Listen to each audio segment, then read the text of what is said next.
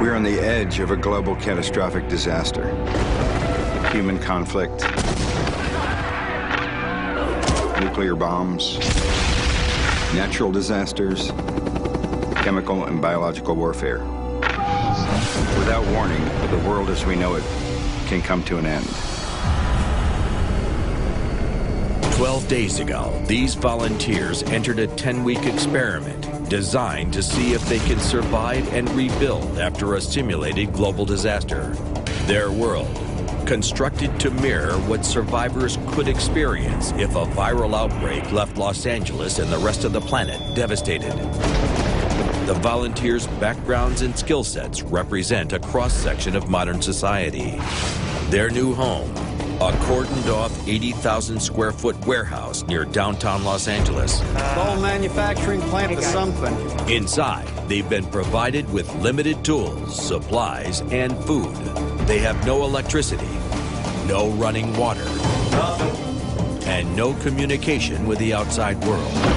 As part of the experiment, a gang of looters and thugs will attempt to compromise the colonists' resources and security. So far, the colonists have built sustainable energy, filtered water, and scavenged for food. What we got, you go on back. What we got, and go on back. Now, tempers reach the boiling point. So next time I use the saw, I'll let you guys all know. This is not to be made light of. And they face the ultimate security test.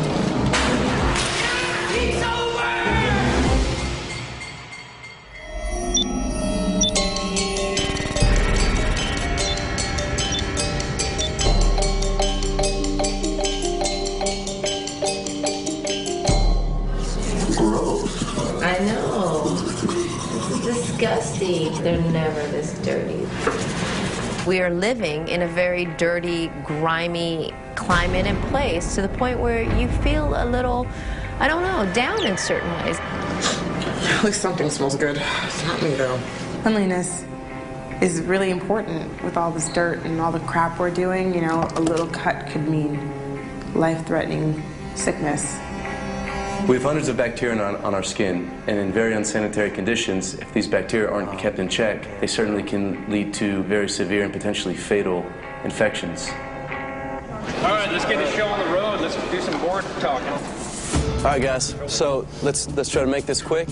I think we had a very productive week last week. We all think that, and let's have another one. At the Colonist Morning Project meeting, Dr. George brings up a perpetually important issue. I think we need to always continue to return and address security. At some point, we need to completely secure the perimeter. I think we should brainstorm and get into making more weapons. But the rest of the colonists have other plans. Right now, what's going through my mind is we need a shower. I wanted to work on a shower. I'm going to start it today, actually. Obviously, we have to put energy into things for survival, water, food, security. But then I think we need to build enough creature comforts to keep our strength and our health and our morale up so that we can build our way out of here. I want to get the framing first so we can see exactly where it's going to be and where the best positioning for that will be. I'll get the drainage where we want to get it going. Shower is definitely a necessity. It's not a luxury, it's being human. A disaster disrupts daily life and takes away everything that was once familiar. Bringing some of those familiar rituals into the post-disaster world can actually help survivors cope with their new reality. Why don't you show me what you were talking about?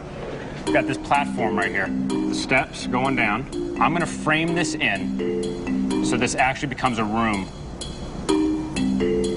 Sticking outside of the building. Sticking outside of the building. I want to get a tank up here on the roof.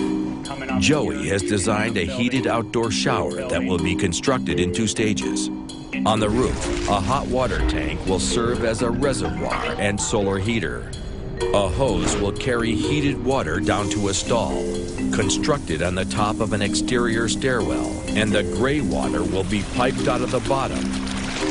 We have to be careful not to become too complacent with our surroundings after a disaster. And we start getting into that creature comfort mode. We have to remember what got us to that point in the first place was a disaster. And we also have to remember that our resources can be depleted or stolen in an instant. I'm so excited because that's a little dinky thing in the bathroom. This is going to be fabulous.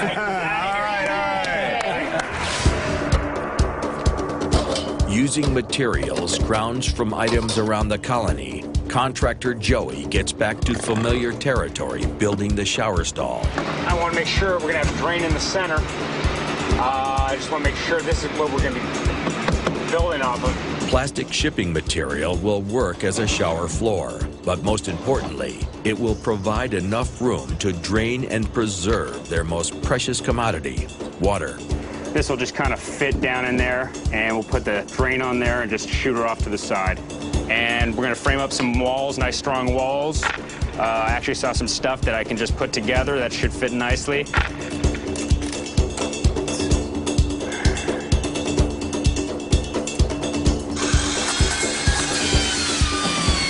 Thanks to fuel provided by the volunteers' wood gas system built last week, a few other colonists jump in to help Joey cut walls for the shower.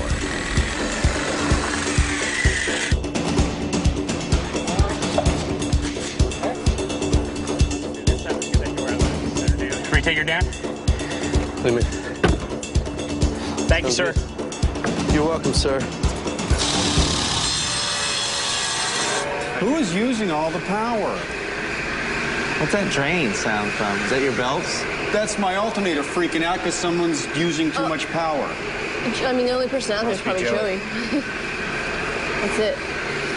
Sounds He's going to blow the alternator. He's going to blow the alternator.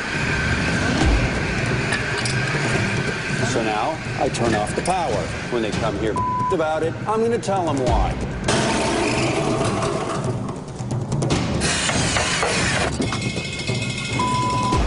Get the damn Jenny running, and we have power, so now everyone goes nilly-willy. Oh, I'm going to grab a power tool and start building something I like, without realizing that if we overheat it, it shuts off. If we overheat it too many times, it blows, and we're back in the dark again. I just need people not to use electricity right now. All of the colony's power comes from a string of 20 old car batteries that they've daisy-chained together. To maintain their charge, Mike assembled a generator built from an old pressure washer, a pulley from an electric fan, and a car alternator which provides electricity.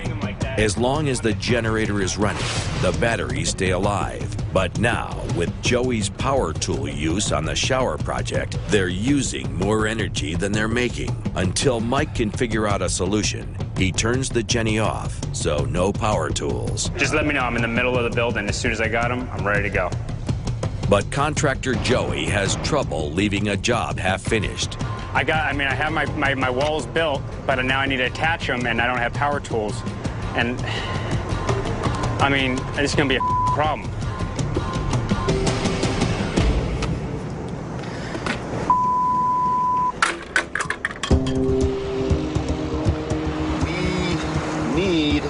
That alternator, and the only way we're going to get that alternator is if we right side up the car. Adding a second alternator to the generator will add more power and solve the problem. But now they have to flip a car to get it. Should we use a come along? I believe that we have a... I was thinking a combination of come along and a whole bunch of people. Yeah. A come-along is another name for a block and tackle. And earlier, engineer Vlad noticed one inside the shop. Ready? Okay, yeah. Go! A block and tackle works by trading force for distance. By looping a chain across a series of pulleys, one person can lift many times their own weight. It's going over.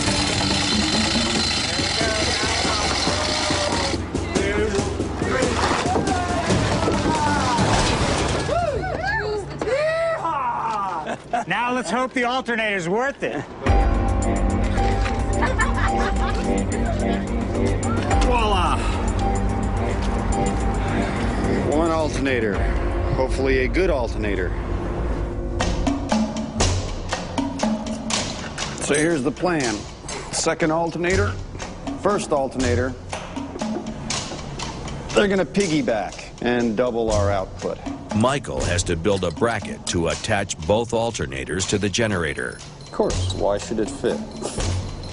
Anything worth doing is difficult and never simple. If it was simple and easy, the fluffy bunnies would be in here fabricating and welding. Amy has started her own project and has a quick cut she needs to make, so she disregards Mike's rules. But she's pulling power from the already drained batteries without the generator on to recharge them. If they get drained too far, she could destroy their entire power grid.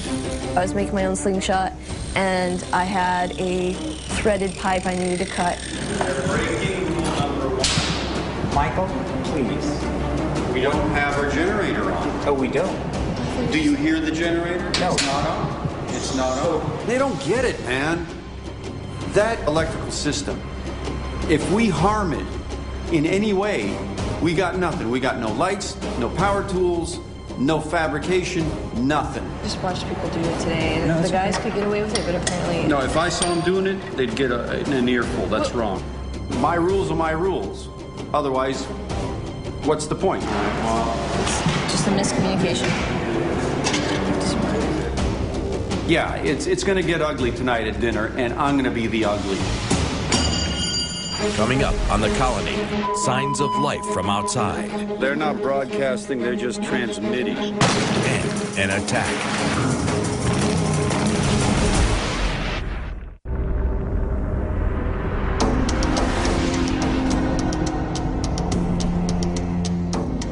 Okay, gather around. We have rice, peas, and canned beef. Yay! Yum, yum. The generator is still down, and Mike, the 47-year-old handyman, is in a dark mood. I'm going to have to tell them tonight during dinner, there will be rules. There'll be strict rules in the shop about electricity. Hey, guys. Nope. Hey, what's up with the... Wasn't there a light on there tonight? Idea. Oh, are we saving? Yeah, we used electricity with the generator off, and we shouldn't have done that. Now, I turned off the generator, we ran our batteries down, so we're at a minimum on lighting tonight. So. What are we at, 13 or 12? You just can't jump into a shop and know what you're doing. It takes years of experience. Let's see the hands of people that worked in a fabrication shop for a year or more. I have been in a shop. I'm sorry, I've Worked in a shop, fabricated, drill pressed, everything else. Mike decides to go off on some rampage about power at the table in a very aggressive way. I felt like I was the object of it. I noticed people were using tools all day long. I don't know if the generator was on or off, so he can't get mad at me. He just can't. I think you're making really good points. They're just not getting through because of the way you're saying it. It was a very awkward, tense moment. Michael has a lot of ego involved in the stuff that he does, and his way of teaching is to tell you that you're doing it wrong. On the other hand, he's often right. So next time I use the saw, I'll let you guys all know. Okay. You should probably actually take cover. Actually, I think we'll take it out of your hand. That's cute. That's cute and funny, but this is serious, okay? So can we get back to a serious discussion here and leave the cutesy stuff until we're finished? Can we do that, please? I think she wasn't trying to be cute. I think she was trying to make light of an already tense situation. This is not to be made light of. It doesn't have to be an argument either. This is serious. If we break it, we don't have it. Period. Right. And if we break it and we can't fix it, then we'll be sitting in the dark. Right. Oftentimes, when a person presents in a situation where they know that they have the skill set and they know that they have the upper hand and the advantage, then there's a real power differential, which means that the group now has to acquiesce and has to give in, whether they want to or not. So there are reasons for it. There are reasons for it. So we'll all keep that in mind, and we'll get it down to a science.